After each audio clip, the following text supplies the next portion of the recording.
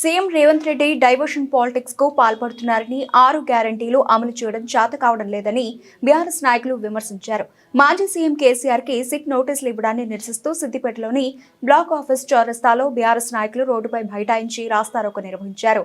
CM Revanth రెడ్డికి వ్యతిరేకంగా BRS నాయకులు నినాదాలు చేశారు. అనంతరం సీఎం రేవంత్ రెడ్డి ఫ్లెక్సీ దహనం చేయడానికి బీఆర్ఎస్ నాయకులు ప్రయత్నించగా పోలీసులు అడ్డుకున్నారు. మాజీ సీఎం కేసీఆర్ కు నోటీసులు ఇవ్వడం అంటే రాష్ట్రమంతా తగలబడడం దగ్గరకు వచ్చిందని బీఆర్ఎస్ నాయకులు తెలిపారు. జై తెలంగాణ. కేసీఆర్ గారికి నోటీసులు ఇచ్చి రేవంత్ రెడ్డి పెద్ద మనిషి అయిదాం అనుకుంటున్నామో కానీ ఈ డైవర్షన్ పాలిటిక్స్ చేస్తే తెలంగాణ ప్రజలు నిన్ను బొంద పెడతారు. బిడ్డ గుర్తు పెట్టుకో, నీ నోటీసులు టీటీసులు ఏం పనిచేయాయి. నువ్వు ఇచ్చిన 6 గ్యారెంటీల గురించి మాట్లాడమంటే సిట్టు నోటీసులు, డైవర్షన్ పాలిటిక్స్, బూతులు, తొండలు జరగకూడదు అని చెప్పు. తెలంగాణ ప్రజలందరూ సిద్ధమవుతారు బిడ్డ, నీకు తొండలు జరగకూడతారు. ఈ సిట్టు విచారణలు ఎందుకు కూడా పనికిరావు బిడ్డ. తెలంగాణ ప్రజలు నిన్ను బొంద పెడతాందుకు సిద్ధమవుతారు అని చెప్పి తెలియజేస్తున్నా.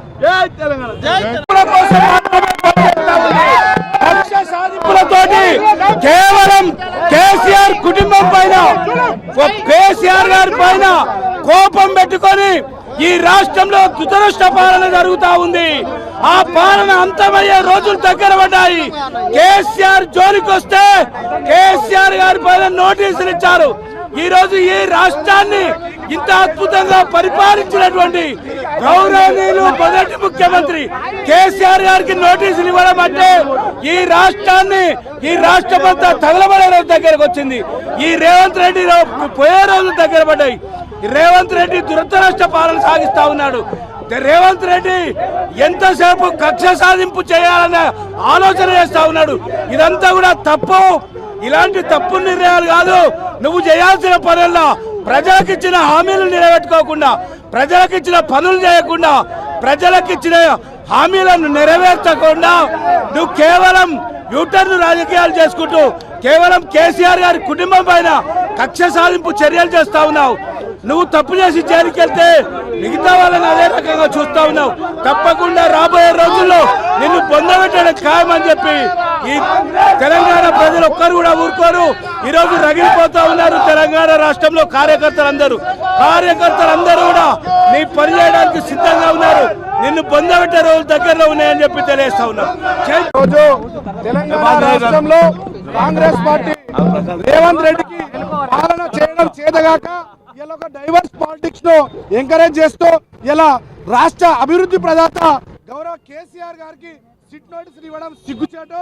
తెలంగాణ రాష్ట్ర ప్రజలందరూ ఇలా చైతన్యమయ్యారు, మమేకమయ్యారు. నీ గద్దె దించుతారు బిడ్డ. రానున్న స్థానిక సంస్థల్లో మరి బీఆర్ఎస్ జెండాను ఎగరవేసి నీకు బుద్ధి చెప్తారు.